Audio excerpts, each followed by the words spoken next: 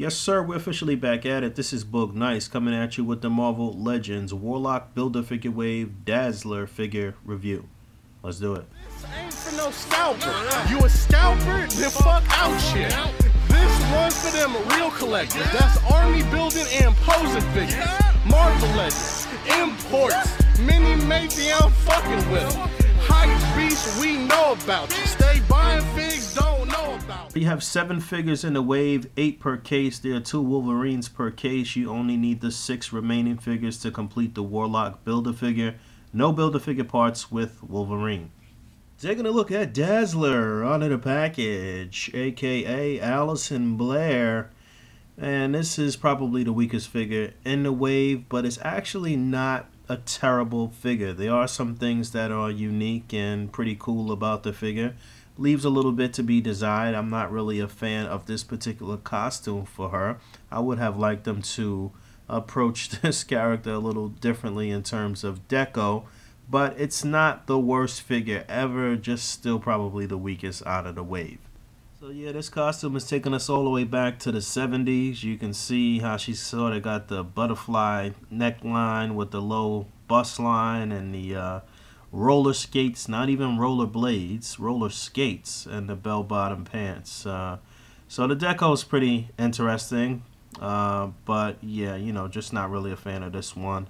Her powers include the ability to use light energy to make like holograms and to blind people and to do different things. She can manipulate light through sound in a lot of different ways, and then she can also use it as an offensive power where she can shoot these sort of concussive blasts of light, sort of like Cyclops' optic blast, but more light based. So she does have some offensive powers, and she can use it as sort of like a light show, and has used her powers in her own shows when she performs her music and what have you.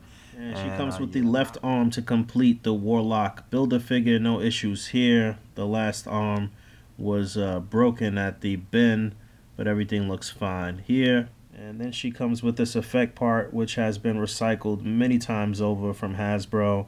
And this one is multicolored, and they can attach to her wrist or her arm with these little semicircles here. And then she also comes with a little microphone. Not much detail or anything on here. It's just all gray. I mean, I guess there is a little shading, but this was a nice touch to add this in. And obviously you can use this microphone for other things and other displays, so that was cool. And she can hold that with no problem, only able to hold it in her right hand because the left hand is open. And it looks like her head pops off, and this little necklace here is a separate piece, so if you want to count that as an accessory, that is removable. In terms of her deco, again, this is open back sort of onesie thing going on here with the bell bottoms all white. Not too much going on there. Again, the bust line is open, and that looks pretty good. And I really like the way they did her hair. Her hair looks nice. There is some nice shading in there, and the face paint looks good. The lipstick looks good. The face in general looks good. I can't really tell if this is one of the female faces that they've been using already, or if this is something new. I like that they added the earrings here. You can see them actually attached to her ears. Well, actually, they're more attached to the hair, which was kind of weird. They're not really attached to her ears. But like I showed, this is a separate piece. She's got a little wristband on both, and these are semi-sculpted. It's sculpted closer to the wrist here, but then it seems like it's painted. It seems like just the ring around the wrist is sculpted on, and then the rest is painted on, which was kind of weird. And then looking at her roller skates, blue wheels with the blue stopper, and the skates are silver. And this is all pretty accurate to one of her looks in the comics, no doubt. And I think her butt looks pretty good.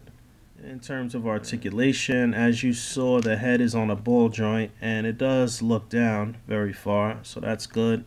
Not going to really look up too far, being that the hair is going to hinder that movement a little bit. It'll pivot a little bit on that joint. It'll look left to right, and you can actually get it to look all the way left and right and probably do a full 360, even though this hair is a little harder than some of the hair on some of the other figures that they've put out recently, and even in this line, but even in this wave, excuse me, but not the worst range of motion on the head. It's fair. Shoulders on the ball joint, they're gonna come up pretty far, just about that far. Do a full 360, no upper bicep swivel, and you'll get a single jointed elbow that will also rotate. You'll get a hinge and a swivel on the wrist. You'll get that much bend at the upper torso, come back that far, nothing at the waist, no cut T-joint at the waist. Legs will come up that far. They won't really go back at all because of how the butt line is. She can do a split just about that far. You would think they would have made it where she could split just a little bit more, but no.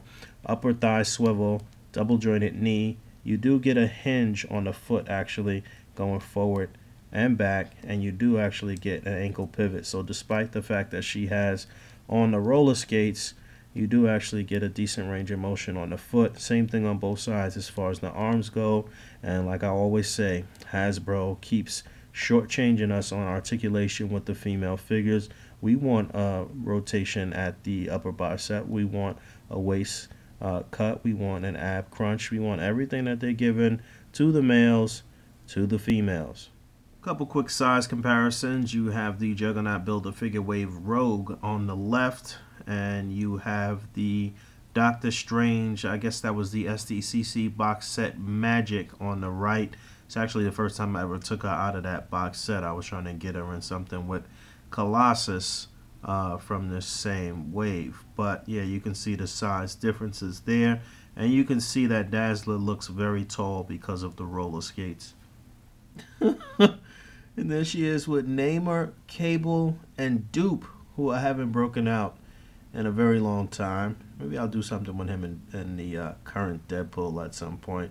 But yeah, that's enough size comparisons. Alright, so like I said, definitely the lowest figure on the totem pole out of this wave, in my personal opinion. Still not a bad looking figure. It's still a very clean, nice design. Just that with this 70s look, you may have a hard time finding other characters to pair her up with as far as display art goes, toy photography, A.C.B.A.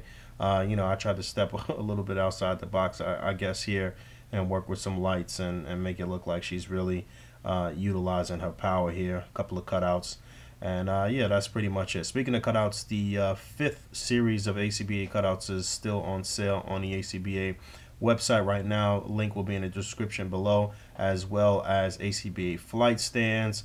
I do believe there are still some pre-orders for this particular wave of the X-Men, the Warlock Build-A-Figure wave, and still maybe 1 or 2 current orders for the Guardians of the Galaxy wave, the Titus Build-A-Figure wave. So a bunch of descriptions or a bunch of links will be in the description below. Don't forget to rate, comment, and subscribe. And until next time, peace.